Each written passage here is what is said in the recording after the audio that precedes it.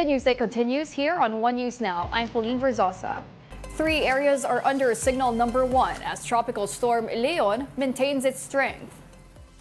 Leon was last spotted 840 kilometers east of central Luzon.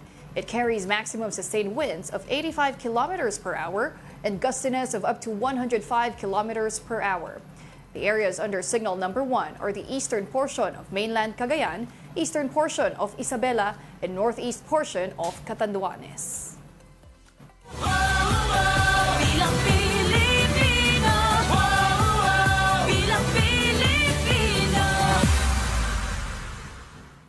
Miru Systems has turned over its printing machines to the Commission on Elections, or COMELEC, and National Printing Office for next year's elections. COMELEC Chairman George Garcia claimed the HP printing machines are better this year because they are cheaper yet more efficient. COMELEC is targeting to finish printing up to 71 million ballots for the next 2 months. Garcia also assured the public that no excess ballots will be printed to avoid cheating and other possible election issues. Meanwhile, senatorial aspirant attorney J.V. Hinlo says the government should be more proactive in disaster preparedness. And here's an excerpt from his interview on The Big Story. If you were a senator, what would you do about this disaster? We should, let's say, prepare for the disaster preparedness program of the government, that we should not be reactive, but rather we should already look forward. When this kind of problem arises, we have to prepare way ahead. What should be the response?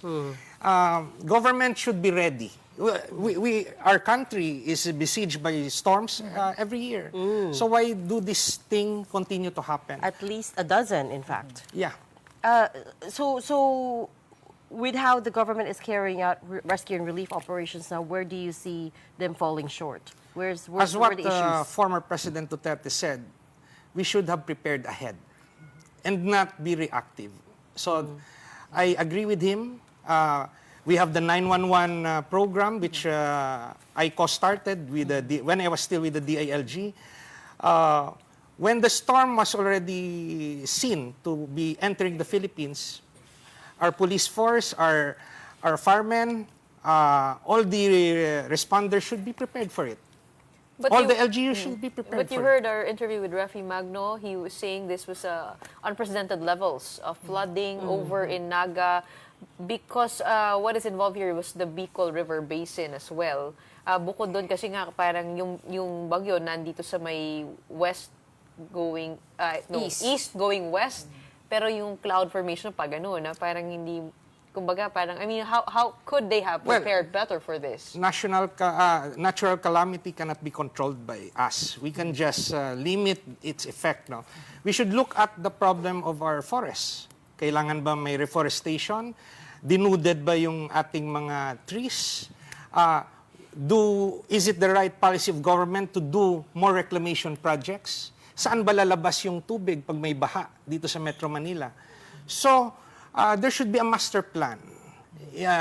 Ay nakikita natin yung mga daan, maganda pa, sinisira. We're wasting money with that. Meron tayong ginagawang drainage system, may nilalabasan ba yan? Baka mamaya hukay lang sila ng hukay. There's no outlet. So let government show us. When there's water coming in, where's the outflow? We don't see that. Every year there's ready construction, but this problem continues. We pour in billions, but this problem continues. Let the DPWH be accountable to their projects. Dapat yung inimbestigahan sa Senado at Kongreso, yung mga ganito. Farmlands in Pangasinan were not spared by tropical cyclone Christine. The damage to agriculture in the province rose to over 240 million pesos. Some farmers had to harvest early to salvage their crops. The provincial government assured them of financial assistance. We will have various assistance, especially we will be in close coordination with the national agencies. Whatever yung maibigay po ng province ay bibigay po namin. In other news, 290 OFWs from Lebanon were repatriated over the weekend. This is the largest batch of OFWs who chose to go back to the Philippines amid the ongoing tension between Israel and Hezbollah force. They will receive more than 100,000 pesos of financial aid from the government. So far, over 900 Filipinos were repatriated from Lebanon since October 2023. Lebanon is still under Alert Level 3, which means repatriation is voluntary. We're telling everybody, can you please go home? We're not forcing you to go home because we can bring you home. Now, why is it not Alert Level 4? One, because there's no chaotic peace and order situation. And this is not like what happened in Gaza. We cannot declare Alert Level 4 if the Lebanese will not or are not yet capable of issuing exit clearances quickly for usually walang control siya eh. Sige, even those countries say, foreigners, get out. That's not the case in Lebanon.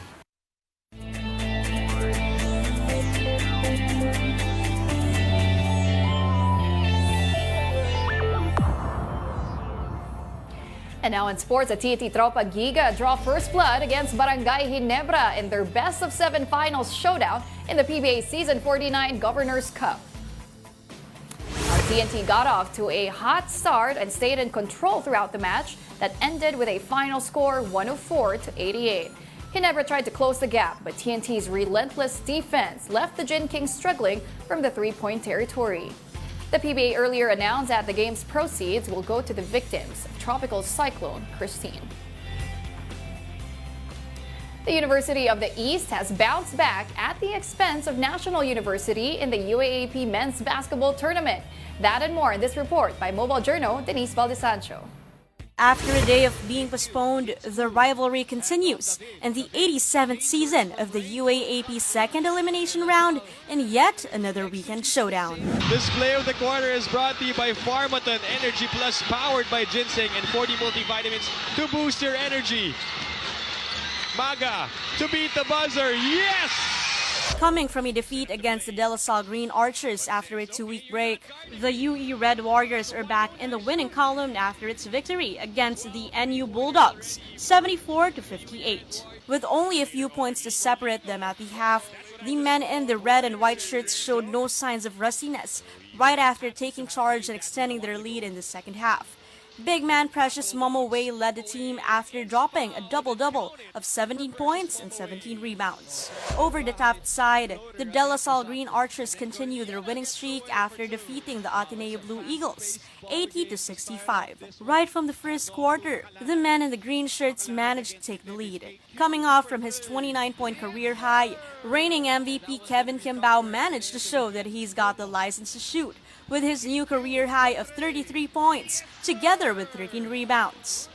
Another Final Four slot secured. Another team coming off from a 2-week break was the UP Fighting Maroons after claiming its win against the Adamson Soaring Falcons. Falling behind most of the second half, the Katipunan squad was able to find its momentum, ending the halftime to a 7-point advantage. Only down by a single point in the fourth quarter with 3 minutes and 48 seconds left. 1-point game.